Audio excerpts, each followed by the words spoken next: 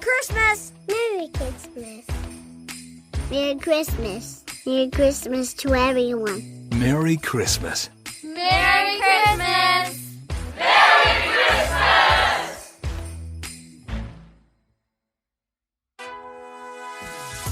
'Tis the season, folks, a time of year when you can forget all of your problems and experience the simplicity of the holiday season.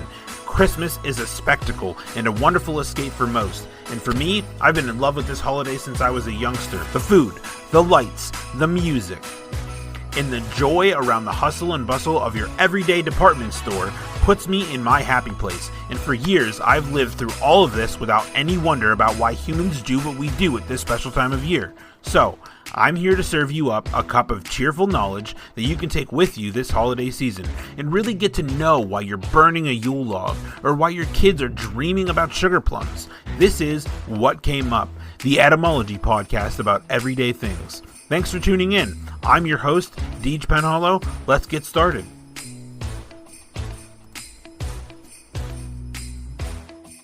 Hello, everybody, and happy Merry Holidays, Christmas, whatever you want to call it. Whatever you celebrate, happy whatever. Today we're going to be talking about some science that matters. What makes Christmas music sound Christmassy? Despite its subject, there is a very distinct thing about Christmas music that always sounds Christmassy, and I don't know what exactly it is, but I know that there was a song by AJR on the album Welcome to the Neo Theater that was not a Christmas song, but it gave me all the feels like it was, despite it being not about Christmas. So we're going to talk about it. And it's one of the most distinctive or inescapable, depending on your perspective, elements of the holiday season, Christmas music. The familiar collection of sentimental tunes begins to take over airwaves and filter through the coffee shop speakers around Thanksgiving weekend, and it essentially becomes the soundtrack for the entire month of December. But what is it that makes Christmas music so incredibly distinct?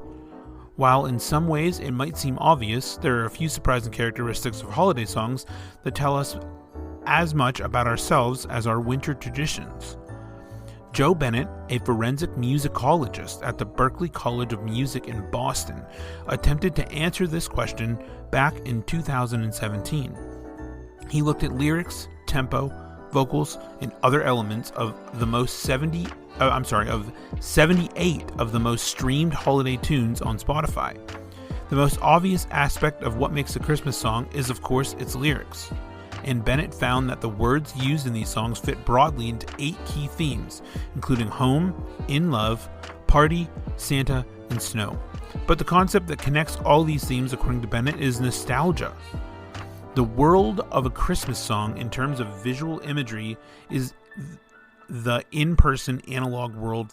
Firesides, snowfall, presents under the tree.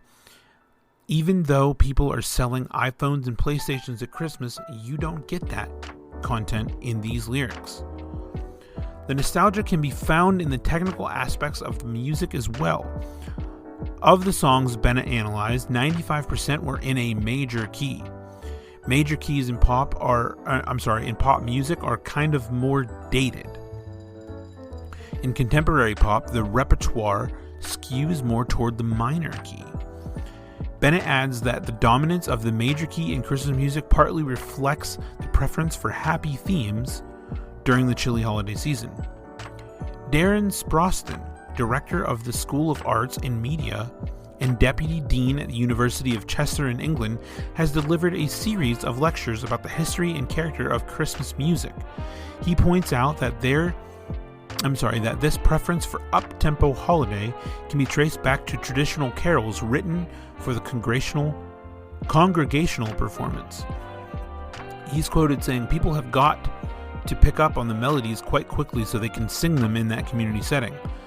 But that's also true of popular music and hooks meant to draw in the audience so they have that singability.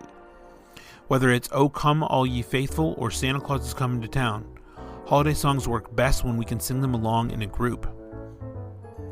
Bennett found that the median average beats per minute for those songs to be 115, slightly below the average for pop music, modern day pop music, which tends to be about 120, and 90% were in 4/4 time, also not too different from modern day pop music. Additionally, 38% of the songs included sleigh bells and 35% used a broken triplet rhythm or a swing rhythm that has a shuffle sound.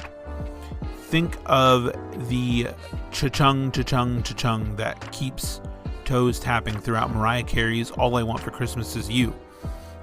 This was a popular device in the 1950s and 60s, particularly in the holiday songs produced by Phil Spector, whose 1963 album A Christmas Gift for You from Phil Spector in many ways set the template for most modern-day pop Christmas music.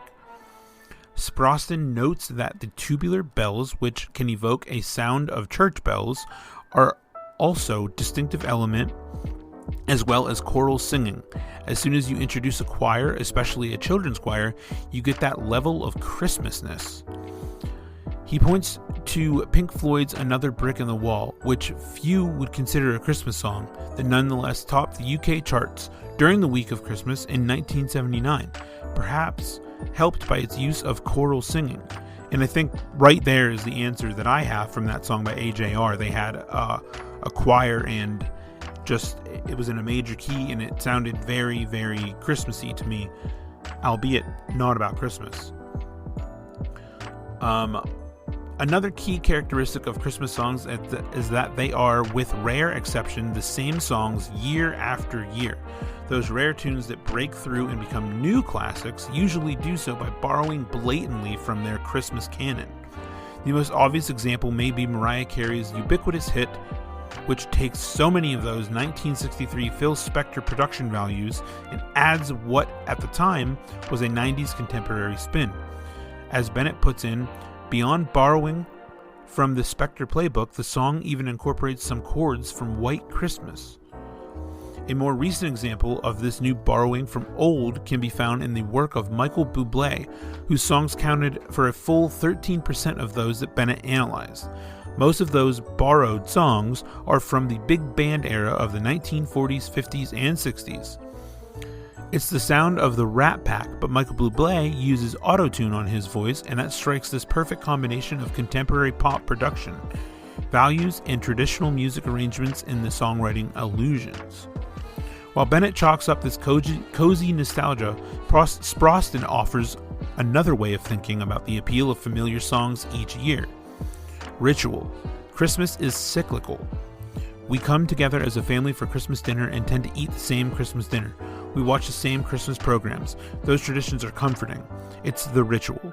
One of the biggest holiday songs of this year, which I don't know when this article is written, I will backtrack on that in a minute, was Ed Sheeran and Elton John's Merry Christmas. It might be a new one, but it succeeds by sticking to the formula. They threw the book at that one, Bennett says. It got every cultural reference, fireside, mistletoe, plus sleigh bells, naturally. So there you have it. That's what makes Christmas music sound Christmassy. Ain't that something? So many people hate Christmas music.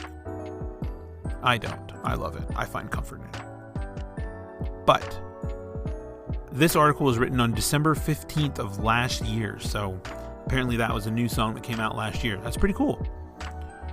So, just remember, it's not just sleigh bells that make the holiday tunes so special. There's some science behind it. Pretty crazy, huh? Alright guys, that's it for me this week. Merry Christmas.